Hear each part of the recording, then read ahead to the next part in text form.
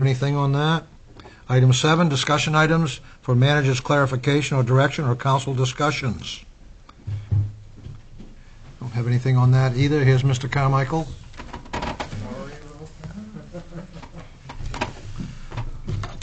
On to item 8, agenda items.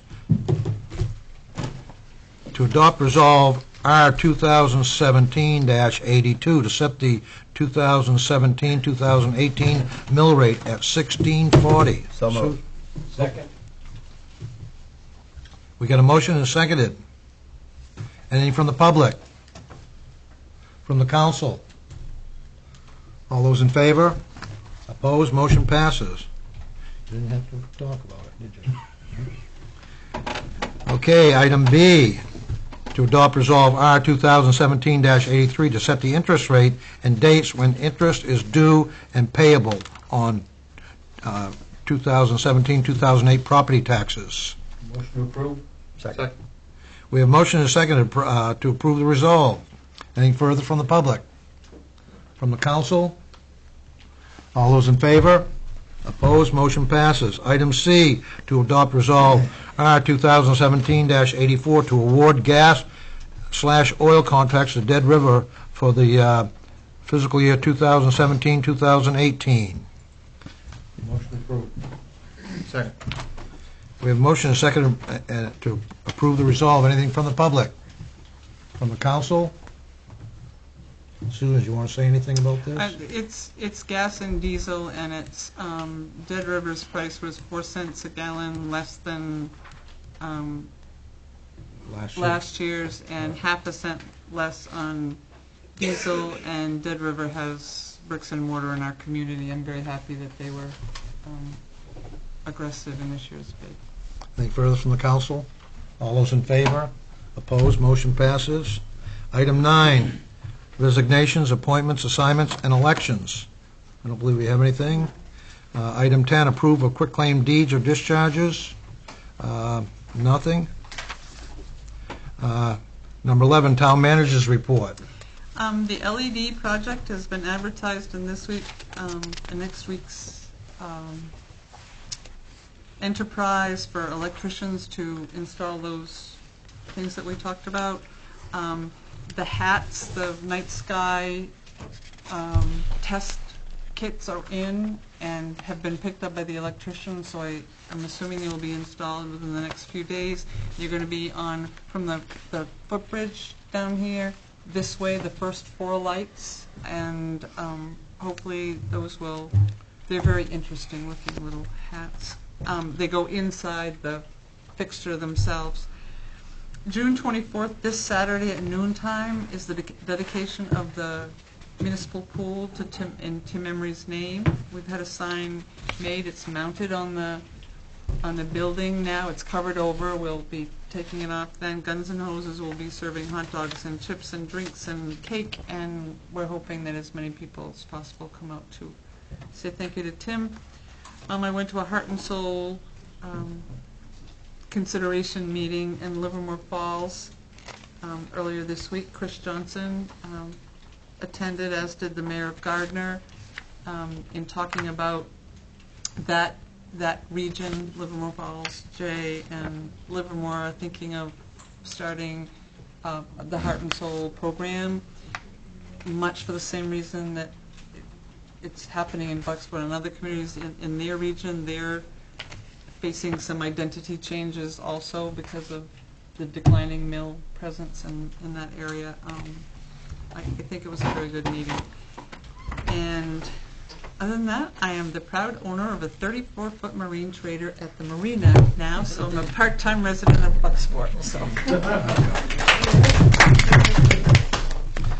Okay, item 12 is to set public hearings or hold public hearings or approve any licenses or permits. So I'm going to declare the public hearing open. The public hearing to consider extension of the moratorium ordinance on retail marijuana establishments and retail marijuana social clubs, adopted on January 26, 2017.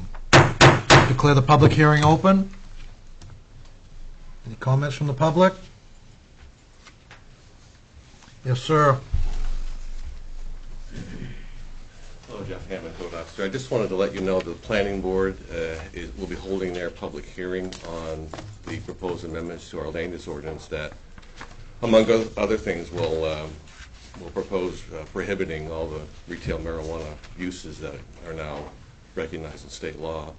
That same public hearing will be looking at changes to the shoreline dimensional standards that DEP has given preliminary approval for. So once they hold their public hearing, I suspect they'll probably make a recommendation that night to the council, and hopefully you'll be able to have that introduced at your July 13th council meeting.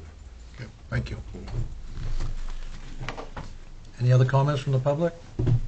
Comments from the council? Not, I'll declare the public hearing closed. Declare the public hearing closed. Now we can act on it, right? How would the council like to proceed? So moved. Second. We have a motion and a second to approve the extension of the moratorium on ordinance on retail marijuana establishments and retail marijuana social clubs. Anything further from the public? From the council? All those in favor? Opposed? Motion passes.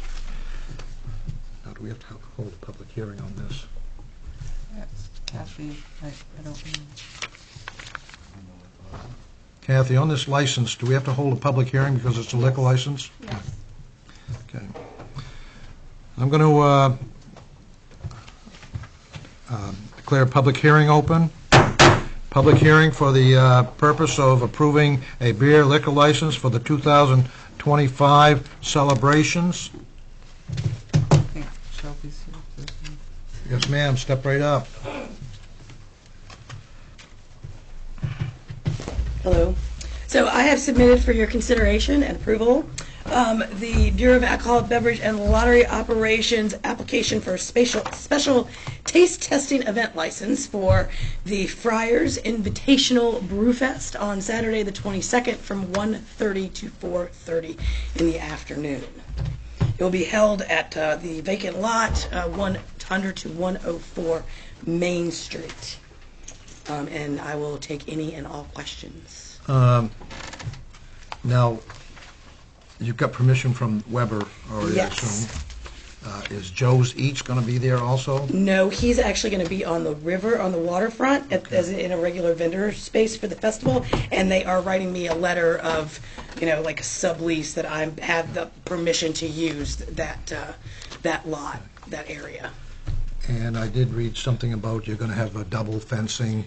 Yes, I walked the lot with the fire chief, the police chief, Councilor Gavin, the code enforcement officer, a couple of the fine boys in blue from Bucksport, and who am I forgetting? Rich Rotella, and code enforcement. So we actually did a thorough layout of the area and mapped it out, and I have a diagram in the back that alludes to that. So it was decided that we needed secure fencing and that we would put snow fencing around the perimeter of the event, and then have another row 3 feet inside of that to prevent people from, handing things over or sneaking through.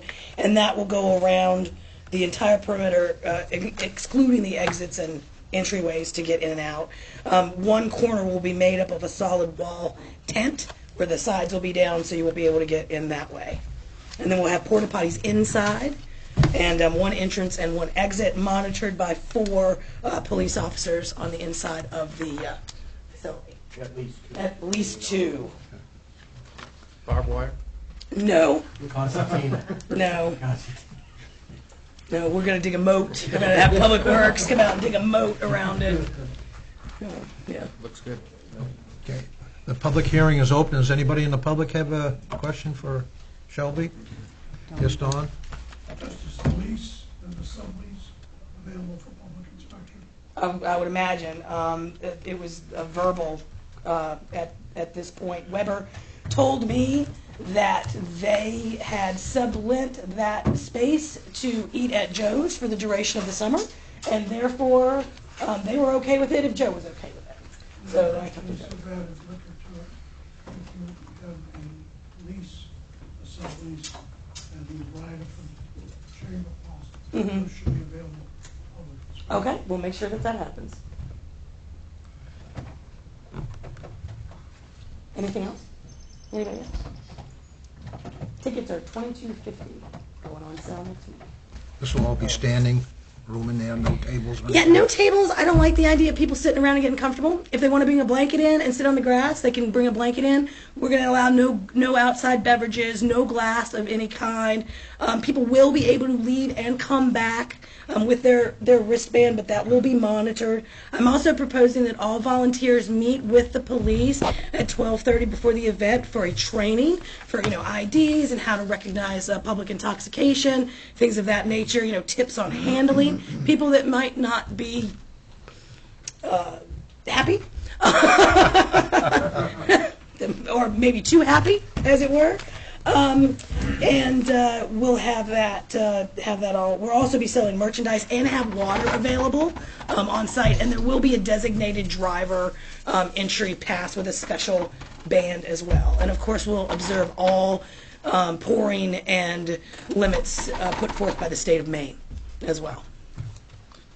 Designated drivers must be 21. Yes, and everyone in the facility must be 21. No one under any circumstances under 21 will be admitted into the event area.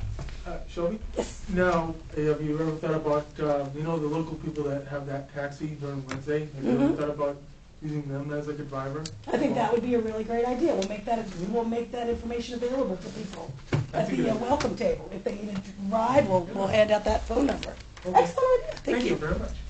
This is very much a community input event. It's the first time it's been done, so input is very, very welcome. Any other comments from the public? From the council? Mayor, sir, I actually walked that site. I think she's done a good job, done her homework with it, and I think it's going to be a good addition to the festivities of the weekend. Okay, if there's no more comments, I'm going to close the public hearing. Declare the public hearing closed. How would the council like to proceed? Motion to approve. Second. We have a motion and a second to approve the beer and liquor license for the 2025 town celebration. Anything further from the public? Yes. You also want to include the festival license with it, and the whole copy Okay. of the license and festival.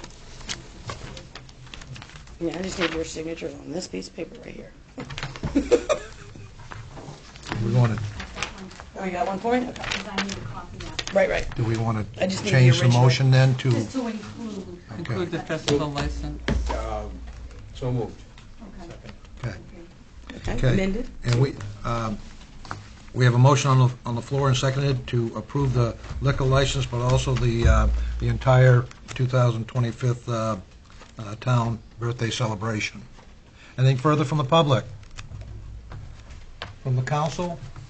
Chief, you're all set with this, right? You guys are, okay.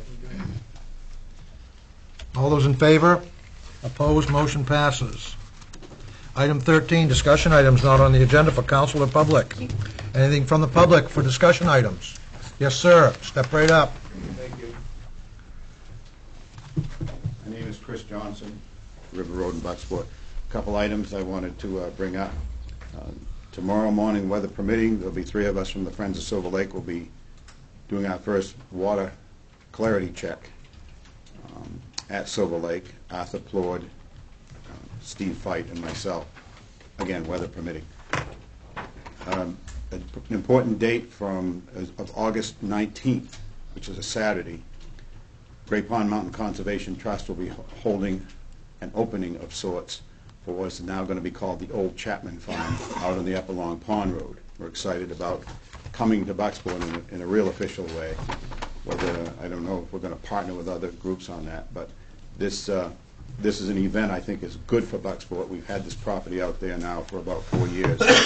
Trails are now in place with code enforcement approval and review, and we think this is a real good thing to bring more business and more people to Bucksport, and it's good to have something official, shall we say, at that end of the town as well. There was another item I also wanted to talk about. Jay in Livermore Falls. Our town manager was extremely eloquent there, and our town manager was the main feature of the Sun Journal report that came out the next day, and it just makes me so happy to have her here. and doing what she's doing. I just wanted to bring that. It was really impressive. Thank you. Got a question for you. Yes. Where are you going to be testing for the clarity of the water at Silver Lake? There is a point that has GPS coordinates, but Arthur Lord has a depth finder too, and it's up from the Catholic cemetery. It's the 32-foot spot, a little bit up from the cemetery across that, about a third of the way across that southern end of the cove there. But there is a spot that's been being used since 2001. The data all stopped, the testing all stopped in 2009. So we have that data. Our goal and our direction after we were trained was ideally they want June, July, and August, twice a month. If you can go longer, that's fine too. All we're going to be doing is what's called the SECI test, which is just a depth test. We're not qualified, we haven't been trained for dissolved oxygen or any of that yet, but we've got to start now. And the big issue will be finding boats to get us out there. So, because people are moving all over the place in the summer, as well as scheduling. We'll get it scheduled, get it figured out. It will all be reported to the DEP. Because of our training, we're qualified to be reporting to them, and it would also be up online. There was a preliminary run done last week, and the depth was around 5.5 feet before you lose sight, which is right on tradition or right on stat with the previous tests that were run in the early 2000s. Since 2009, though, the water usage and flow in that lake has changed quite a bit, where the town is probably taking more water than the mill site, and also you have the dam overflow.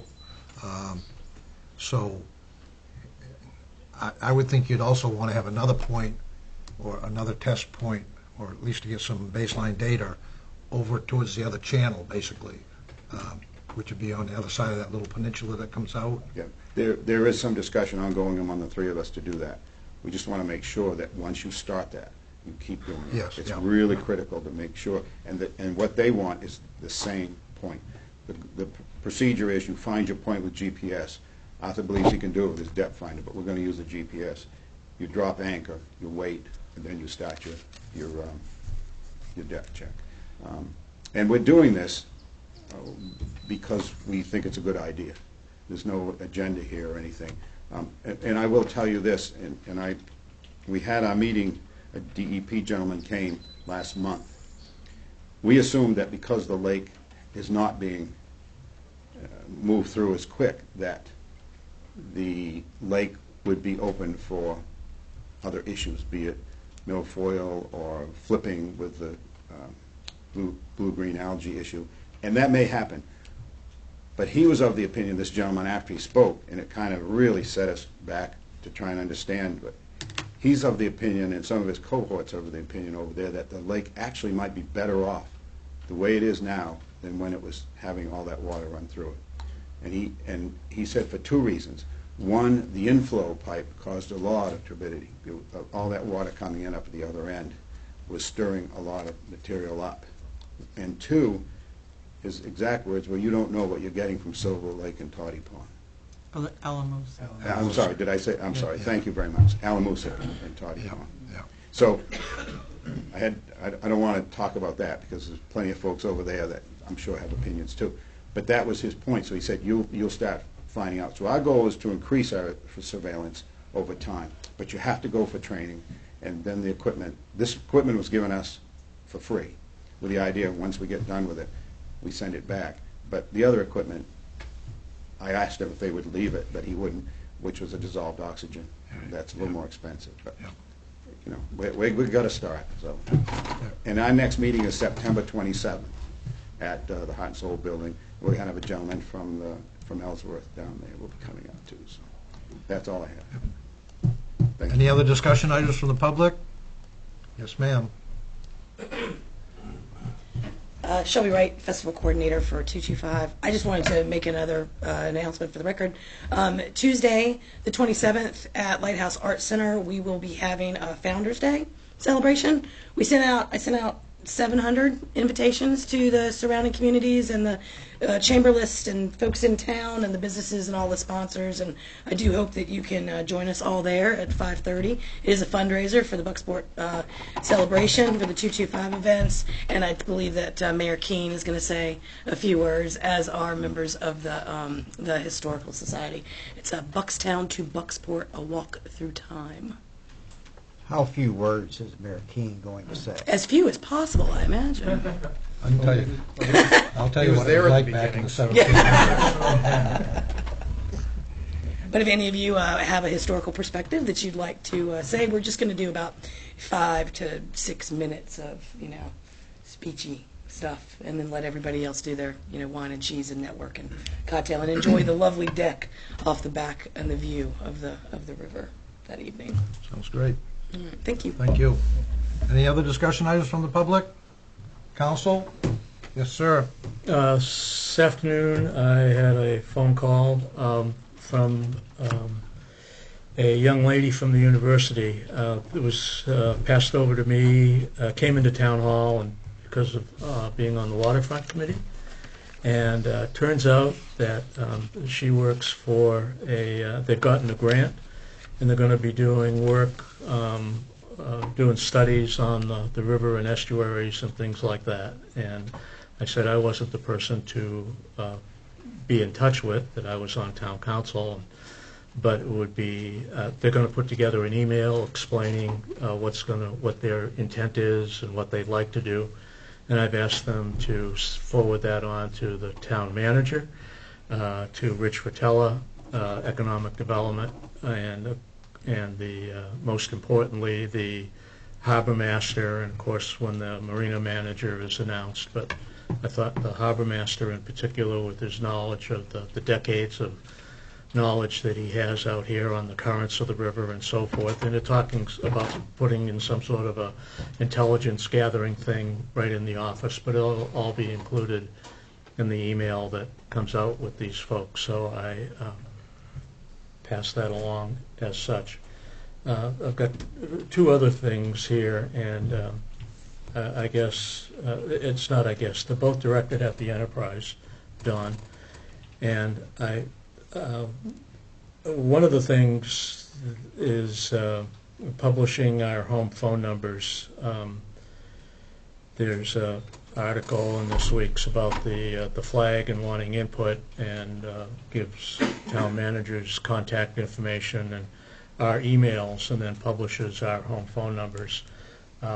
I don't know about the rest of the council, but I'm receiving numerous robocalls a day at home. Yesterday was 5, 3 of them within an hour from the same location out of Portland.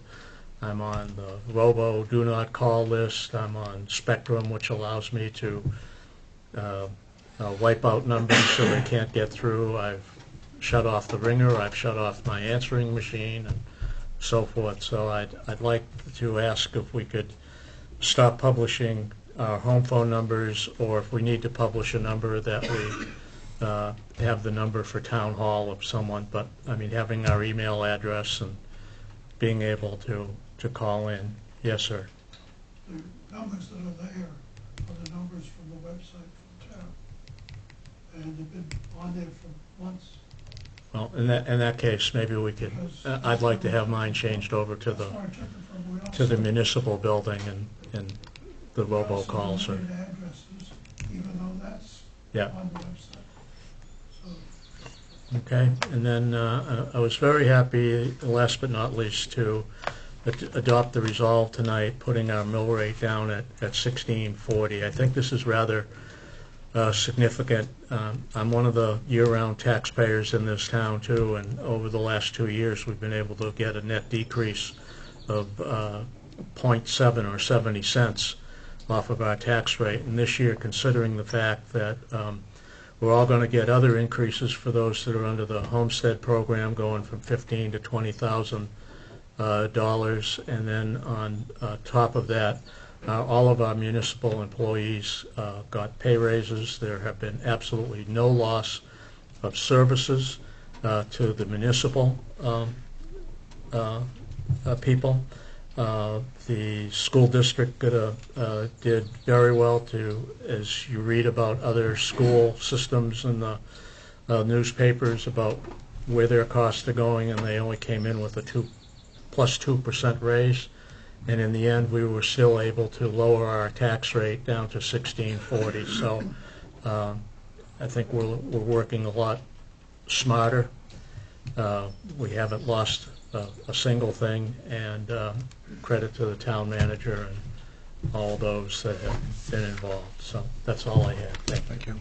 Any other discussion items? I just want to thank the Wednesdays on Main group, Paula Key in particular, for a tremendous event last night with Mel Allen, the editor of Yankee Magazine.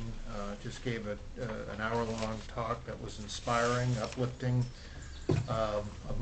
a little bit emotional at times. I mean, it really got you thinking about where Bucksport's been, where we're going, and the great promise ahead. So it was a great event and a good turnout and a nice time.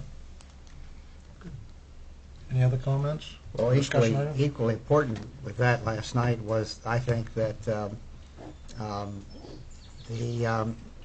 editor of Yankee Magazine, who was there, Mel Allen, plans to come back in September for 4 or 5 days and talk to some of the citizenry and what have you, and do an article in Yankee Magazine. The significance of that is that Yankee Magazine has 300,000 subscribers plus over 1 million readers. You can't. It's pretty hard to buy that kind of publicity, I'll tell you. So, and I suspect it'll be a pretty good spread. So, that's a nice offshoot of it. And it's just a matter of individuals, whoever they are, stepping up, and then good things come from it that you don't even expect. So, pretty pleased about that. Any other discussion items?